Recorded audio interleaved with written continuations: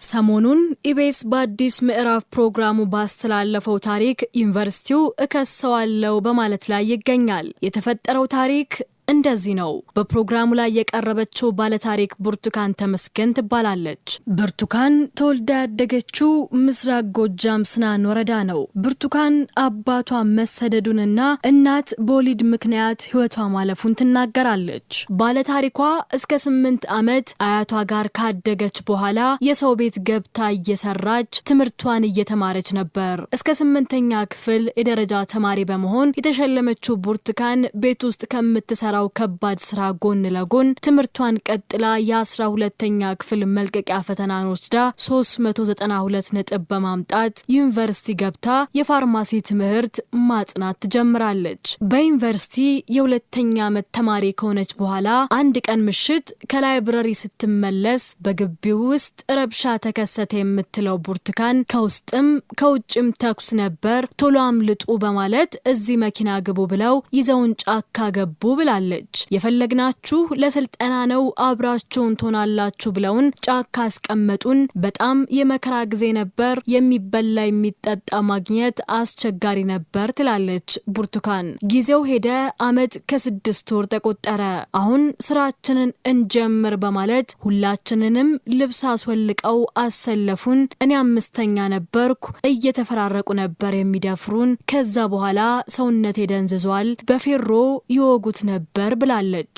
በ6ኛ ቀኔ ስነቃ ደም እየፈሰሰ ነበር። ነገ ህይወቴ ይለወጣል፣ ነገ ጥሩ ቦታ ደርሳለው ያልኩት ልጅ መጨረሻው እንደዚህ ሲሆን በጣም ከፋኝ። ህይወቴን በምን መልኩ ነው የምቀጥለው? አይዞሽ የሚለኝ ሰው የለኝም። መጨረሻ ላይ የጎዳና ተዳዳሪ ነው የሆንኩት ብላለች።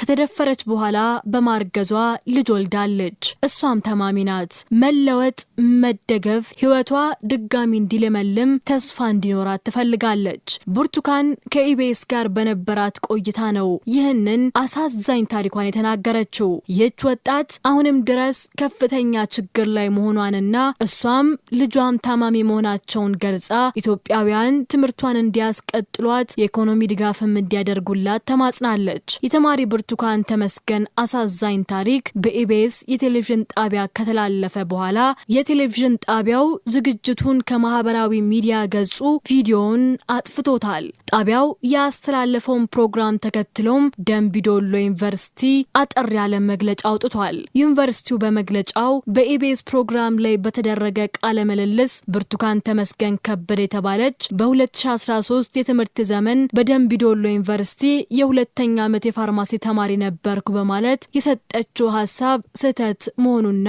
ዩኒቨርሲቲው የፋርማሲ ትምህርት ሲሰጥ በ2013 የ2ኛ ዓመት ተማሪ እንዳልነበረው ይገልጻል። ስለሆነም ይህ ድርጊት በጣም ኃላፊነት የጎደለውና ምንም አይነት ማስረጃ የሌለው ስለሆነ ግልጽ የሆነ ስም ማጥፋትና የዩኒቨርሲቲያችንን ስም የሚያጎድል ስለሆነ ኢቢኤስ ይህንን ውንጀላ እስካልቀለበሰ ድረስ ዩኒቨርሲቲው ጉዳዩን ወደ ፍርድ ቤት ለመውሰድ እንደሚገደድም አስታውቋል። እንዲሁም የቀድሞ የኢትዮጵያ ዲሞክራሲያዊ ፓርቲ አባልና ፕሬዝዳንት የነበሩት አቶ ሙሼ ሰሙ ስለ ብርቱካን እንዲህ ብለዋል። የወጣትነት ተስፋሽን ለጊዜውም ቢሆን አጨልመውታል። በበደል ላይ በደል እንዲሉ ያላቅምሽ የተሸከምሽውን መከራና ፍዳም ተክደሻል። ይህም ሆኖ ግፈኞችንና ሞትን አሸንፈሽ ዛሬ በህይወት ብቅ ብለሻል። ለዚህ ላበቁሽ ጋዜጠኞች ምስጋናዬን አቀርባለሁ። በወቅቱ ጩኸትሽን ለመጮህ ብሞክርም በበደልሽ ልክ እንዳልነበር ዛሬ ይበልጥ ተሰምቶኛል። ትላንት የግፈኞችን ጨካኝ ክንዶች እንደተቋቋምሹላ ወደፊትም በስኬት ጎዳና እንደምናይሽ ጽናትሽ ከበቂ በላይ ምስክር ነውና በርቺ። ግፍና መከራዋን መቀበል ባንችል እንኳን እህታችንን አለሁልሽ እንበላት፣ ወደ ህይወት ጎዳናም እንመልሳት፣ እናቋቁማት የሚል መልእክታቸውን አጋርተዋል።